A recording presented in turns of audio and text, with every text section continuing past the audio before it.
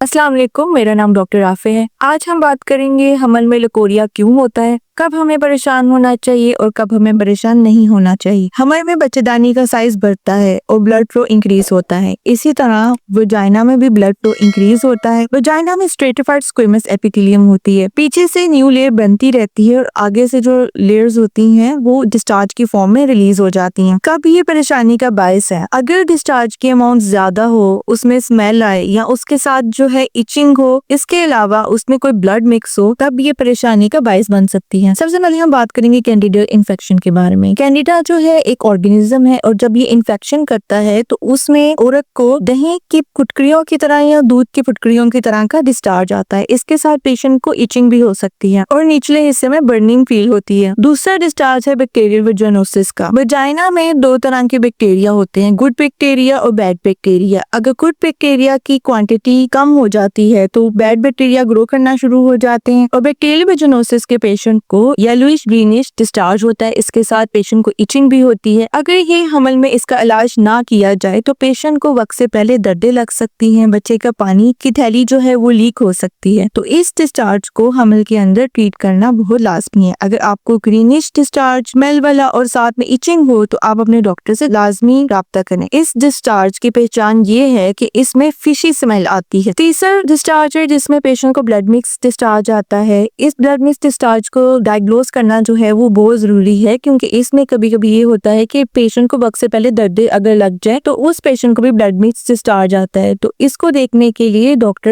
एक अंदरूनी मुआयना करता है स्पेकुलम के थ्रू, ये देखने के लिए कि बच्चेदानी का मुंह खुल तो नहीं रहा। और इसके अलावा जो है अंदरूनी अल्ट्रासाउंड, जिसको ट्रांसवजाइनल अल्ट्रासाउंड कहते हैं, उसमें भी देखा जा सकता है कि बच्चेदानी का मुंह खुल तो नहीं रहा। चौथी तरह का डिस्चार्ज है वाटर बैग का लीकेज। ये डिस्चार्ज ऐसा होता है कि पेशेंट या तो सोया होता है या कोई काम कर रहा तो उसको लगता है कि यूरिन आ गया है जिसपे उसका कोई कंट्रोल नहीं है। ये गश ऑफ फ्लूइड की तरह होता है, एक्सेसिव वजाइनल डिस्चार्ज होता है। इसको डायग्नोस एक डॉक्टर ही कर सकता है। इसमें डिफरेंट ट्रीटमेंट ऑप्शन है। अगर किसी को वक्त से पहले जो है पानी पड़ जाए तो उसमें हम पेशेंट को मॉनिटर करते हैं, उस पर पेशेंट को एंटीबायोटिक्स देते हैं। इसके अलावा बच्चे के फेफड़े के मजबूत करने वाले इंजेक्शन भी लगाए जा सकते हैं। मरीज को ये हम हिदायत देते हैं कि वो अपनी नब्ज, ब्लड प्रेशर और टेम्परेचर को चेक करे और पेट पे डिस्चार्ज को लाजमी चेक करे। अगर डिस्चार्ज का कलर जो है वो चेंज हो या पेशेंट को फीवर या उसकी नब्ज तेज हो रही हो तो फौरन डॉक्टर के साथ कांटेक्ट करे। अगर ये पानी जो है 37 वीक से पहले पड़ जाए तो हम पेशेंट की फिर डिलीवरी करवाते हैं, और अगर ये डिस्चार्ज 37 वीक से पहले पड़ जाए तब तक हम पेशेंट को अंडर ऑब्जर्वेशन रखते हैं और सिम्टोमेटिक उसका ट्रीटमेंट करते हैं, जिसमें एंटीबायोटिक्स शामिल हैं और नब्ज, ब्लड प्रेशर, टेम्परेचर और डिस्चार्ज का कलर नोट करते हैं। हर डिस्चार्ज का डिफरेंट ट्रीटमेंट है। उम्मीद है कि इस वीडियो के जरिए आपको बहुत सी बातों की समझ आ रही होगी। बहुत से लोग कमेंट सेक्शन पे ये मैसेज करते हैं कि आपका क्लिनिक किधर है। मैं दारुल शिफा हॉस्पिटल सियालकोट, जो ग्रेस मार्केट के ऑपोजिट है, वहाँ पे बैठती हूँ। और इसके अलावा जो पेशेंट ऑनलाइन अपॉइंटमेंट चाहते हैं, स्क्रीन पे नंबर शो हो रहा है, आप उस पे कांटेक्ट करके ऑनलाइन अपॉइंटमेंट बुक कर सकते हैं। अगर आप प्रेगनेंसी में बैक पेन से बचना चाहती हैं तो नीचे डिस्क्रिप्शन पे वीडियो का लिंक है, आप उसको देख सकती हैं। अब मैं मिलूंगी आपको एक नई वीडियो के साथ, तब तक के लिए आप मेरे चैनल को सब्सक्राइब करें। Thank you, Allah Hafiz.